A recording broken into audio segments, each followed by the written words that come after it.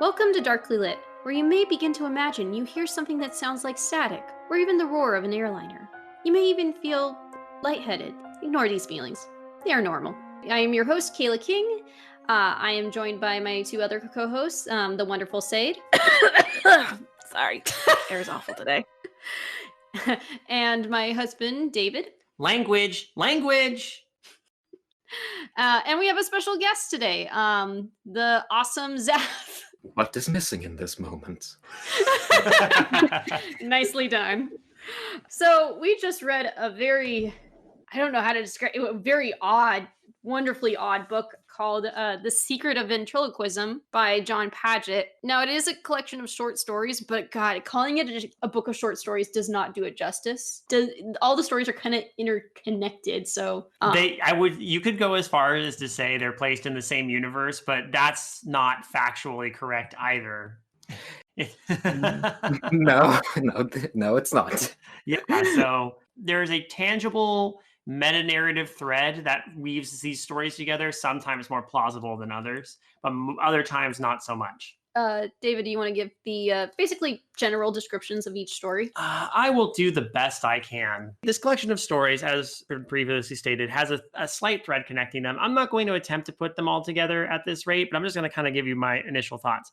The mindfulness of horror practice is essentially going to, for you to set your brain up for what to deal with in this story, specifically how to be dead, how to witness the horror of being alive and being dead, and something along those lines.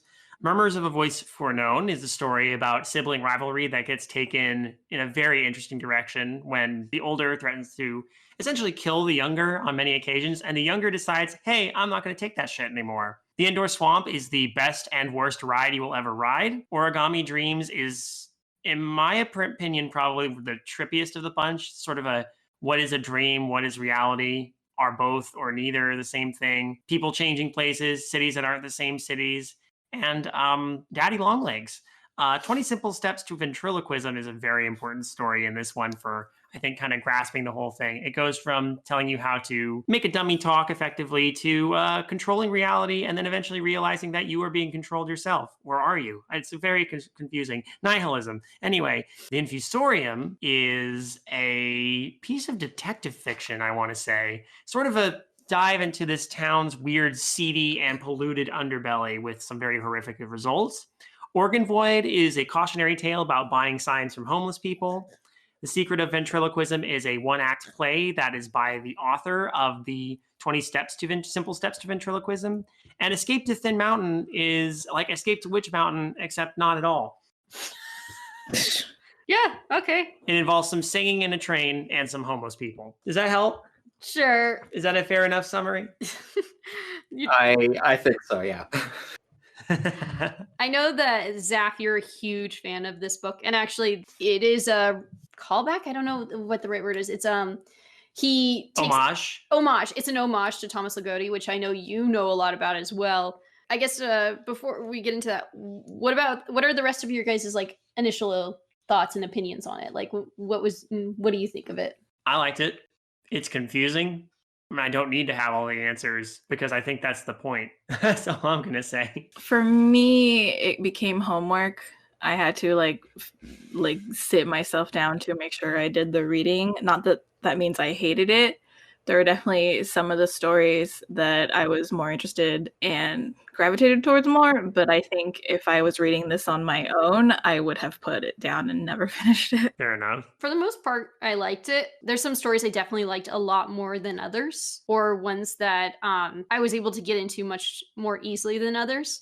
And I think at some point we'll talk about what's our favorites versus which ones we didn't like as much. I think it's also a book that you have to be in the right mindset to read because it is pretty nihilistic. There's points where it's like, wow, I feel so sad about my existence and all that. But Zaf, what draws you to this book, or what is your connection with this book? So, I'm a big fan of Thomas Ligotti, right? Jon Padgett runs the fan site of Thomas Ligotti, and I just like, hey, this guy who's a big fan of Thomas Ligotti released the collection. I have to read it. I have to. Then I got it. I'm just like, yeah, this is really great. I really like this. Hey, these people I know want to start a horror literature podcast. I'm gonna recommend it to them. Like 3 years ago. Yeah, about 3 years ago, you're like, hey, it's free, go get it, and we did, but we didn't read it until now. Yeah. But I do appreciate that you let us know, and we got it for free. So you're welcome. Which stories were? Let's discuss that. Which stories were your favorites, or which ones did you like most? I guess most of it isn't actually a proper answer. I'm gonna go with Origami House, Infusorium, and 20 Simple Steps to Ventriloquism. I think, yeah. Do you have a hierarchy of which of like those three? Yeah, I think so. The Secret of Ventriloquism, I guess, kinda goes up there too. And it is fun to see that one. I did enjoy that one as a play. It was a good read. Yeah. My favorite is probably the first one, the Murmurs of a Voice Foreknown, because I liked how it has that very good, like, not bad seed element, but the whole sibling rivalry where I like the turnaround. I like the comeuppance that happens in it. And it takes some fun, dark turns that I really enjoyed, like, especially with the way the younger sibling is able to start basically fucking with the older brother. Yeah. And I like it because it's like, compared to everything else, it's pretty straightforward. Not that I didn't enjoy that. I think that one was actually closely followed by the Indoor Swamp. That was kind of a trip. I just kind of like how surreal that one was. Yeah. You know me, I like weird descriptions of bizarre Gatlinburg style themed attractions.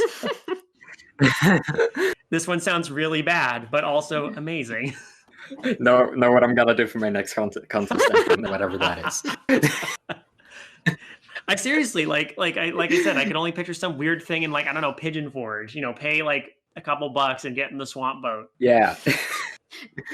You think you're gonna see some janky animatronics, and then you're sailing through a swamp, and then a warehouse, and then like a really long trailer. Like, it's so weird and so unsettling because of its weirdness, in my opinion. Okay, so I often have dreams about us being at like Disneyland when I can't be there. Mm-hmm. And every time we go on this Disney ride that doesn't exist, it's either like a new ride or like one that wasn't open before. And it was very much one of those rides I see in my dreams where I was like, none of this makes sense. Why is this in a Disney park? I'm not comfortable anymore. Yeah. Oh my God. That actually, I've had dreams like that. Same. That you're voicing what I didn't think about because it was buried in my subconscious, but I have dreams where I get on Pirates of the Caribbean and suddenly the track is suspended in the air over a big void, and there's like, just like random stuff like that. Yeah. I have those dreams, but usually it's like, oh, I'm on the Haunted Mansion, but it's clearly not the Haunted Mansion because it's like the Haunted Mansion doesn't have swings that go around a burning effigy. This is a dream I had, by the way, where I'm like, oh, we're going on the Haunted Mansion. Go on a swing. It moves forward. You see a burning cross. Wow. That was actually a creepy dream. That's amazing. But that ties in so well with like one of the, I think, this undercurrents of this story, which is like dreams, or these stories. I think my favorite actually is in Infusorium because I love the voice of the character. It feels so much different from the other ones for the most part. Like she clearly has a personality, but also I feel like this is the story that kind of combines all of them together and connects like the different pieces. Like I think this is the tentpole story. But I also I really did like Indoor Swamp, and Origami Dreams is pretty good too. Actually, no. Let me rephrase that. I really like this Secrets of Ventriloquism. That's a great story. That's a great play. That's a very I can't. The problem is with that play though. I tried imagining what it would look like on stage, and I kind of struggled because I was thinking, oh, okay, clearly they would have a person play the dummy character, but then like he turns his head, and that's a very important part, and I'm like, that's not going to work if it's a real person. Yeah, I actually think it's written in a way where it can't actually be played to like make it weirder. I think, to me, that smacks of like if someone tried to write down what they would see the King in Yellow looking like. Yeah, something like that. I'm pretty sure someone actually tried making the King in Yellow, but that's there's no way. There's no way. It won't work. It doesn't work. No, it doesn't. You would need a very high stage production to put on this the play The Secret of Ventriloquism, because there's like a lot of moving parts, like, oh, she's in the bed that's standing upright, and then it lifts up with her in it. Or like the way his like clothes split in half, and he's in a different outfit when he goes into the dream. And then it splits again, and he's back in that first outfit. Yeah. I don't know how that would be possible. I feel like you need the set designers for The Cursed Child. I've heard those sets are amazing. The one story I'm gonna admit that I least liked is Escape to Thin Mountain. And I think it's just because I don't think it's a good ending to like this weird story we've been going through and all that. And I'm just like, why are we here? Why are we following these people? I get the connection, but geez. Yeah, I kind of agree with you. I mean, it's very straight a reference to 10 Steps to Thin Mountain by Thomas Ligotti. But also, yeah, I agree with you. It doesn't really work as a climax. Mm-hmm. I actually even think the last two stories, as much as I like Organ Void for being really fucking weird and kind of very Burroughs, like it's kind of Naked Lunch, right? Mm-hmm. Yeah. I think I like it as a story, but like where I don't know. I do think it would have needed like more of a climax somehow. But like that's probably my only big criticism. Do you think sort of the anticlimax of it, like the fact that nothing really gets resolved, is kind of the point in a weird way? Everybody just kind of sits in this bizarre universe that has now been, again, trying to wrap your head around everything that's going on is really tricky because of the nature of the story, and there's not a resolution. Things don't go back to normal because there was never really a normal to begin with. So almost like in a weird way, I felt like the anticlimax of it kind of works. It kind of leaves you going, well, crap. Yeah, I kind of agree in a way, but I think there could have been a better anticlimax than Thin Mountain. Mm-hmm. Yeah, I think. I think another issue with Organ Void too is when you read it, I actually automatically think this is probably going to be body horror, and I was right, but it doesn't gross me out as much as like other stories I read, like Guts by Chuck Palahniuk. That one really makes me feel uncomfortable. That's really weird body horror. But with this one, this is this sounds gross, but it's kind of relatable when you're sick. Like you go through all these, like when you're really sick, like you've been throwing up and like you have the stomach flu. Yeah. These are things you kind of go through when you have the stomach flu. And it's gross and disgusting, and it's things we don't talk about. And this is being equated with a more substantial horror because this is all apparently caused by the acquisition of a sign where your organs are literally voiding. Mm-hmm. Or figuratively voiding. Again, there's guru musings worked into it that throw it completely off. Yeah, I kind of like that actually. Like you have this very like immature like body horror gross out horror going on, and then but like it's in this tone, like very serious poetical tone, and it's really weird, and I kind of like that. Yeah, it's like it's interesting because I liked all of the stories. There's definitely a hierarchy of the ones that definitely spoke to me, and I didn't at a certain point I stopped trying to look for a major through line because I realized that the point was to both find the through line, but then kind of accept. And I kept kind of referencing back to the very beginning with the steps to like prepare yourself for horror or whatever the the initial story was called. Yeah. The mindfulness of horror practice. And I realized that whole thing is a sort of setting up the themes that you're going to be experiencing through the rest of through the collection. And as I kept equating it back to the themes running through, at least they're consistent with the mindfulness of horror. Yeah, I think in the end, like, well, so imagine you're suddenly stuck in like the Call of Cthulhu. You're in Call of Cthulhu now, right? And you have these notes and you have all this evidence, and like you have your entire like the conspiracy theory board where like you have red lines going through everyone, but you just can't get a clear picture. Like, you have all this evidence, but actually getting a clear picture is impossible, and it's maddening, and that's kind of the point. Yeah, and I feel like there's we could talk about some of the running themes that are kind of through all the stories, or like what maybe the overarching thing is. But yeah, the maddening part of it, and the voidness of it, and the sort of like dead, like the void and dead that keep growing is I think a recurring theme in there. You know, themes of pollution, themes of trying to move outside. Like there's almost like a Buddhist ideal of like moving outside the self, but then when you do that, you find out that it's horrific. There's no nirvana. Yeah, it's worse. It's funny. I almost don't feel like I have. There's like a lot I want to say, and also not a lot I want to say, because I'm kind of willing to just let the mystery be. You know what I mean? Yeah. I mean, it could be interesting to sit here and like draw the lines we have noticed. We do have questions later on from listeners who did read this, and I got to admit, this book actually got people talking on our Discord. This book, especially for some reason, surprisingly, was like, everyone's like, well, what about this? What do you think this is? What about that? I love that kind of stuff. I mean, anybody who has looked in some of my past work might know that I'm a huge fan of Satoshi Kon's Paranoia Agent. And there's kind of it's for like the reasons I like Paranoia Agent are the same reasons I like this. There's a through line that connects all these disparaging stories, but the through line is really surreal, and you might be able to put something together, but it might take a bit. So I'm totally happy to discuss it too. And if you want to have the discussion kind of be prompted by the questions, that might be a way to approach this as well. I really appreciated the huge amount of discussion we got on the Discord about it. It was really cool to see, really heartening. Maybe like having some additional context for the history of the book itself, and for like sort of the author's homage source would be good. And that's the other reason we brought Zap here. Yes. One thing I want to bring up, because I realized he took a lot of inspiration from different things.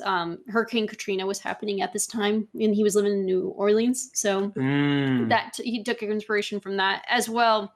The whole smog event that happens in Infusorium is based off of the 1948 Donora smog, which happened in Donora, Pennsylvania, killed 20 people, but caused respiratory problems in about 6,000 people of the 14,000 population. It only happened over the course of 5 days, like from October 27th to Halloween. And the reason why it stopped was for two reasons. One, they finally got the steel mill to shut down on that day, but it also happened to be the same day that a storm cloud came in, and it was a rainstorm, and that cleared everything up. It's a very interesting history, and it is kind of tragic though, because apparently the air there is still very terrible, and there's a lot of residents who, I mean, this is 1948, it's not that long ago, and there are people there that are not doing well in terms of breathing problems.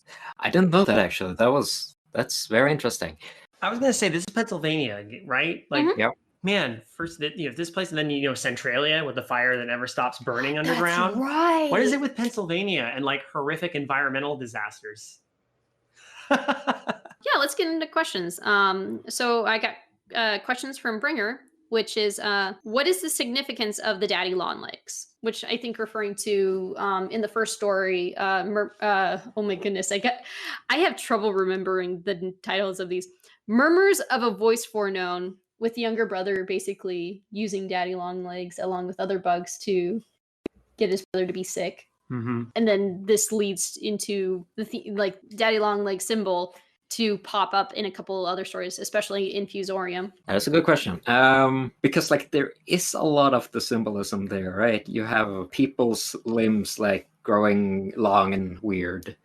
I almost wonder if it's not just like the dream connection, honestly. I mean, you have the connotation of being the most poisonous spider in existence, which is not true, but these weird spindly limbs. So I wonder if the connection there isn't just like dream-like, because we do have like this horrible dream being warping reality around people, and I wonder if it's not just like the dream connotation there. It doesn't really make sense because it's a dream, right?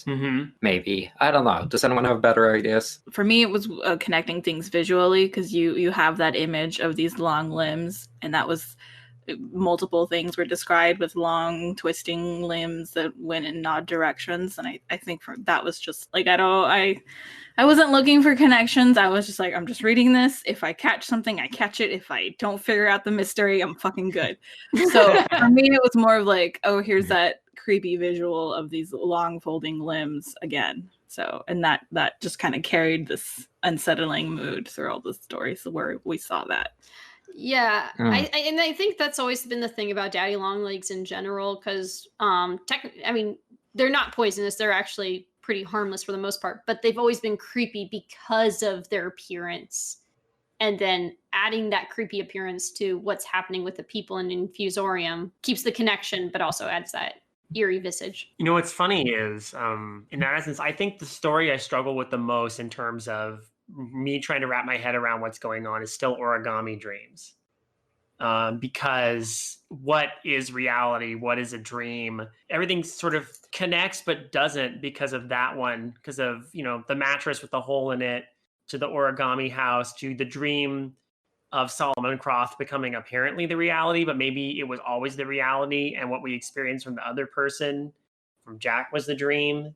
It's or what, maybe both are a dream, or maybe both can exist simultaneously. It's the most surreal, and nothing in the other stories helps you ever get a sense of what that is. And except for the connecting thing that force that's sort of on the outside, whether it's the fog or Mr. Vox or the ultimate ventriloquist or Daddy Longlegs or the origami, just like there's something eldritch, whether it's a concept or a being or whatnot, lurking on the outside. And I think the fact that it defies so much of us, of us trying to like interconnect it, even as it gives hints that there's interconnectedness, is what makes it eldritch. It's like we were talking about earlier with Call of Cthulhu and the evidence. Yes. I might just skip around for questions because you brought up Solomon Croft. Dan or Urkelbach666 asked, who is Solomon Croft? Is he a real person? An abstract personality? Manifestation of greater ventriloquism? A victim of daddy long legs? I couldn't exactly put my finger on it. I think he's all of them. And none. Said me trying to just stay cryptic the whole time. Yeah, to me, he kind of seems like a victim. Honestly, mostly. I think you had two people, and then the origami or whatever folds into one somehow. That's cool. Yeah, like two people from different realities that like then gets folded together. Because fuck you, that's why I guess I mean, that makes sense to me somehow. Two realities got folded together, and that's why Solomon Croft and this other person, it was Jack, right? Jack. They're the same person. Actually, yes. And not the same person. Bringer also asks, is the origami story about Joseph? It can't be a coincidence that Margaret is there, because Margaret is also a character in The Secret of Ventriloquism. So here's the thing I realized with The Secret of Ventriloquism, because that takes place, if we're going to try and put a timeline, that's actually the closest thing I saw. That takes place before Origami Dreams, and before the plane crash. And since it's a while later that the plane crash happens, I think Margaret had an affair with the person who would later be Solomon Croft. Oh. Jack.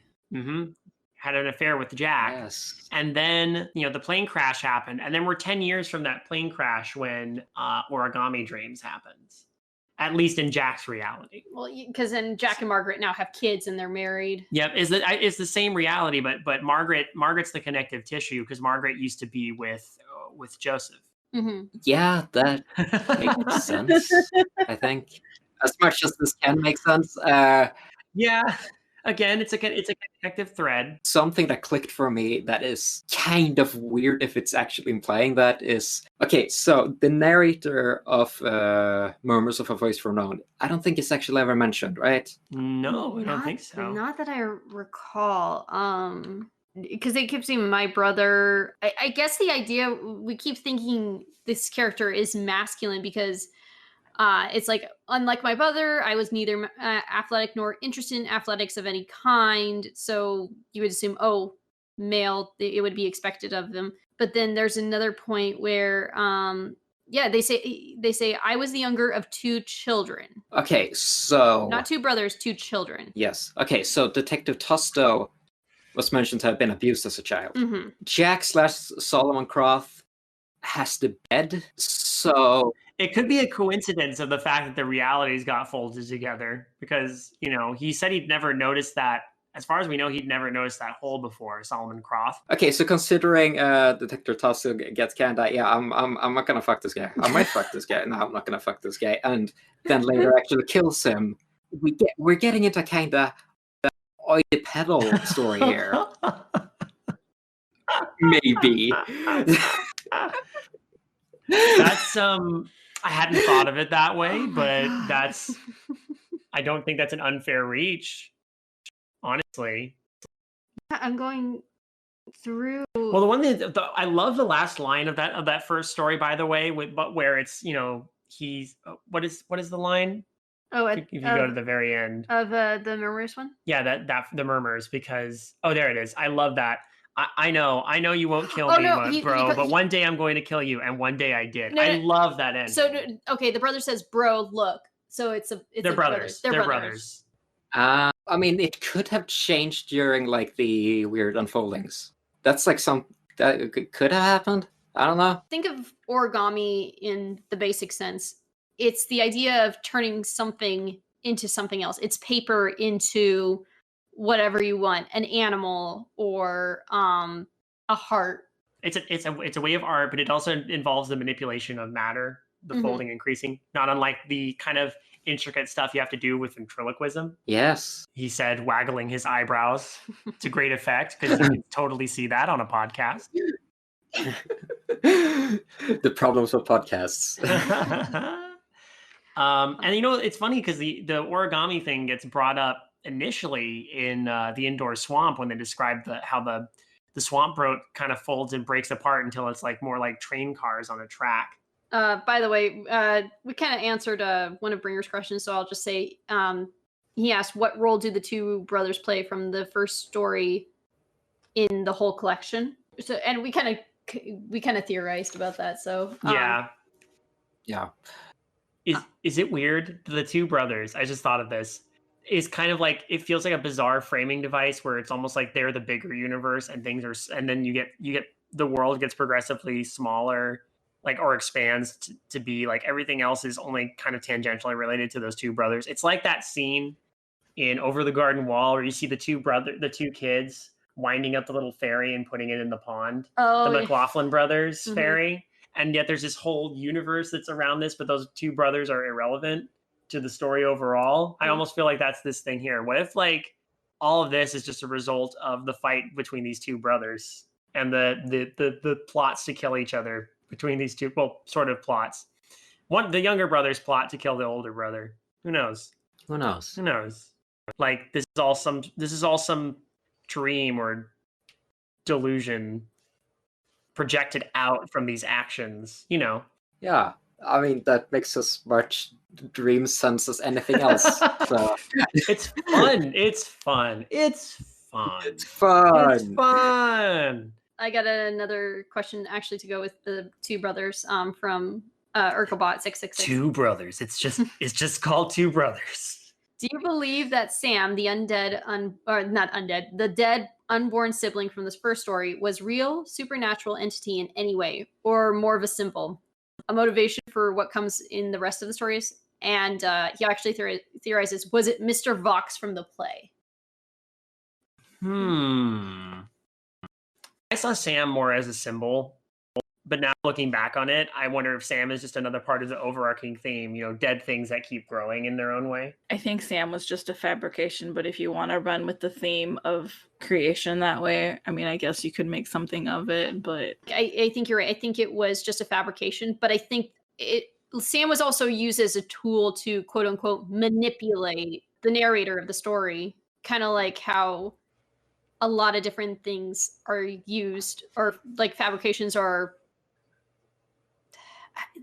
I don't want to say fake things, but it's kind of like the idea of a dummy is you're trying to trick people into believing it's alive, right? Yeah. That's kind of the case in the first one with Sam. He's not trying to say he's alive, but he's trying to trick his brother into thinking Sam is real in order to manipulate him into Oh, and that one day I'm going to kill you and Sam's going to take over your body, and animate you like a ventriloquist dummy. Mm-hmm. But I kind of agree. I think Sam is just a means to an end. And interestingly enough, I like how the younger brother is able to use Sam as a motivator to eventually get his revenge. Like he's kind of like I like that bit. I like that Sam get this weapon, this concept that gets weaponized against the younger brother is now being used as a motivator for the younger brother to get back at the older brother. I love this story. I really, really like this story. I like how very little in it actually happens, but it just nails the tone perfectly, and it's great. Yeah. Yeah. We got a couple last questions. Bringer asks for the final story, Escape to Thin Mountain. Is the last story the doll leading them to death? And I was like, the doll? Oh, the dwarf? I think I think little Evie. Is Evie a doll? I hadn't actually thought about that, but that makes a lot of sense. Yeah, that thought didn't occur to me either. But if you think of those toy dolls, you squeeze their hands and they start singing or something or speaking, yeah, that kind of makes sense. Again, in a weird way where fucking I guess everything makes sense. I mean, they never make a big deal of the fact that they found I say they because I actually really find it interesting that the narrator of the story is using we pronouns or we to refer to themselves. Yeah. Well, it's a group of people or a few people with Evie. But then there's a part where they look at themselves in the mirror and they say, "We look like this," and it's describing one person, but not exactly describing one person. Like maybe it's multiple people being represented. Maybe they're also speaking to us too, and we are included. But they did find little Evie in the arms of a corpse. Yeah. Mm-hmm. And it's no big deal is made out of that later. So actually that tracks. Because doesn't Evie could be a doll. Evie sings the same song each time, right? I got the impression that little Evie sang different songs, but the one consistent song, the one that they hope for, is the Thin Mountain song. Didn't the train get referenced in Infusorium? There's a part where an old train goes by and the smoke doesn't come out. The way the smoke comes out of the smokestack is not into the air, but just falls and settles on the ground. But they described it as an old train, and the way that the whippoorwill is described as a very old black train. Yeah. So maybe the last two stories then are it's after when the stars are right? Like the Eldritch Abominations had kind of ruled for a while. Mm-hmm. Because I think what happens in Organ Void, yes, we're on Organ Void now, she kind of becomes an assassin for the origami, the Daddy Longlegs ultimate ventriloquist. Because we have this mention of the unkilled, which calls back to the Infusorium. Yeah. The people who need to be planted and grown. Yes. And apparently voided as well. Mm-hmm. To die but keep growing. Yes. This is going to stick with me, I'll say that much. I got one more question from Urkelbot. What was your interpretation of the indoor swamp? We did kind of discuss it, but he said, thematically, it seems like it could act as an analogy for the tedium of modern life, but how does it work into the narrative through line of the story? Okay, so two things. First of all, it is mentioned later in Origami Dreams how the weird ride has opened. Yes. And I feel like it kind of also thematically, at least, has things to do with Jack / Solomon Croft's existence, how he's he keeps losing himself in it. So people end up there and they have no idea how they got there, but they have to take the ride. They have to take the ride, and I think it thematically it's kind of folds into, pun intended, how the origami kind of eats up people's lives and makes them dreamlike and kind of fuzzy and not a whole lot, right? Yeah, I could see that. I could totally see that. the fact that we all came kind of like a bunch of us came out and talked about weird theme park dreams. Mm-hmm. It already has a dreamlike quality to it. I feel like for the most part, a lot of these stories have very dreamlike qualities to it. And it is the idea of what's real versus what's imaginary, which also fits with that whole ventriloquist idea with the dummy. Like, because in your brain, when you look at a dummy, it's talking, it's moving, and you think, oh, real, but it's like your mind says, well, clearly it's not, but there is that fine line. But I think as you go through, you can actually find the idea of ventriloquism. Yep. Or, again, the secret of ventriloquism throughout each story. A lot of stuff about altered states, a lot of things about facsimiles that could be seen as real, but ultimately prove to be, fake, maybe not, and more, consistently going toward nothing and is real, all is void. Mm-hmm. Nihilism. Yay! Yeah. Hey, kids. Nothing matters. Art is a lie. Well, I think that's the horror behind this, or that's the main idea behind the horror behind this is... Oh, the mindfulness of horror certainly sets that up. Exactly. You're just a walking skeleton. Yeah. Notice how horrific being alive is. Yeah. I mean, when you get right down to it, I don't think we're afraid of dolls and dummies because they might start to move. I think we're afraid of them because when we get right down to it, maybe we're not more than puppets, we're just like fleshy things that think we are real. No, I'm getting too fussy. Have we been too fussy? We're getting very existential, and that's kind of the point. Yeah. It's all good. I had a question for you, Zath, though. Yes. So other than like Thin Mountain, I haven't read a lot of... I did, when you shared with me the 10 Steps to Thin Mountain, I did read it. Yep. And actually, I read it before I read Escape to Thin Mountain. So I got the context. Yes. And what it was an homage to. But beyond that, I haven't read much of Ligotti's work. So does Ligotti's stories kind of deal with similar themes? Yes, he is... Well, I mean, first of all, I think as a context to the human, he has like all the mental issues, like every single one. Oh, wow. Yeah. I mean, slight hyperbole, but like he's overall not a mentally healthy being. So he has like a lot of themes of, there's a lot of themes of like nihilism, of like, people not being real. He has like this obsession with puppets as well. Oh, really? I honestly, I think most of the references are like generally more thematic, and the only story that is like straight up like an homage is the last one. Mm-hmm. But yeah, like overall, I think stylistically and thematically and philosophically, I think the similarities are more... I don't want to say surface level because like that would be lying, but like I can't think of another homage in there. I may have missed it. It's possible I missed it. Well, I just want thematic than anything. It's more thematic. Well, thematic is fine too. Like I was just trying to get a sense of like where the thematic elements connected between the two writers, and now I understand that this kind of stuff is very much in Ligotti's oeuvre. You know, it's interesting that you brought up like puppets art thing in Ligotti's story, because I read an interview with Jon Padgett because I wanted to see. He does discuss his book in this interview, and I did not realize he was an actual ventriloquist. And the first 7 steps in the 20 steps to ventriloquism are actual steps you can take to be a ventriloquist. Yes. After that, it's just bumfuck wild.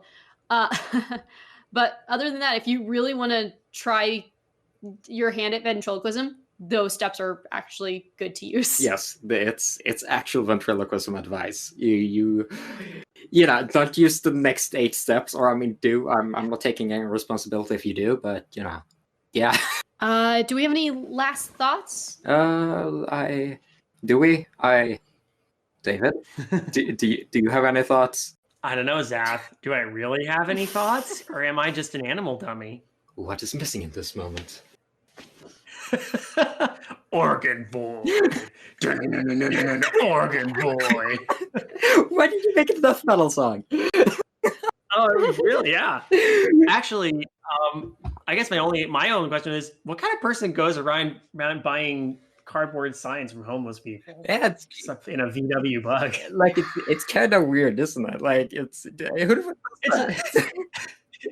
the most interesting reason for someone to have this event happen in the story. I'm like, okay, that's kind of a neat character quirk, but it also feels like a weird way to just be like, I need to find a way to get the sign of this homeless person into the hands of this woman. Okay, she buys them, she collects them. I feel like he must have known someone who does this. Like, this is not just this feels a little too random. I would not. It does seem like something someone would do. Yes, right. Yeah. I think you might be right there. That's my final thought. Just Yeah. Again, the book is good. It's very weird and strange, and which makes it. Which works for the horror of it. And again, some stories I like more than others. But I think what really makes it interesting is thinking about the different like connections and all that. Mm-hmm. Yeah. So Zap, thank you for joining us. And actually you were a good reference for this story, especially since none of us have read Thomas Ligotti. Yeah. So it's good to have that in like background or insight into this for this book. So for our next book we will be reading we're going to be doing a comic, graphic novel to be specific. Back to graphic novels. Yes. This is still a creepy graphic novel. It's called Farmhand. We'll be reading Volume 1, Reap What Was Sown, by Rob Giori. If I'm butchering his name, I apologize. For those who are not sure what Volume 1 is, just read the first 5 comics if you can find those. We'll put links for where they are in the show notes. Mm-hmm. Just to give insight. So if you like what you hear on this show and you're not familiar with the other work we do on the Creative Horror Network, you're welcome to go check those out. Shows like Midnight Marinara, Undercooked Analysis, The Witching Hour, Creepy Cooking Staff, and Trick or Track, all included on there. If you want to suggest any stories for us to read, do we have that? You can reach out to us on Twitter at darklylitpod or email us at darklylitpodcast@gmail.com if you want to give any suggestions or stories or want to give our questions. Yeah, feel free to message us there and be joining us for the discussion in the future. We always like getting people on board. If you are a patron to any of the creative horror shows, you get access to the Discord. And that has access to the chat rooms related to every single one of these chat rooms. That has access to the channels associated with any of the podcasts on the Creative Horror Network. You can get on there and you can talk to other people about the stories. There's a lot of lively discussion happening there. So be sure to check that out if you can. And yeah. I think we need to leave because I think the smog is settling in. Sea monkeys. Reminds me of sea monkeys. What is missing in this moment? See you later, animal dummies!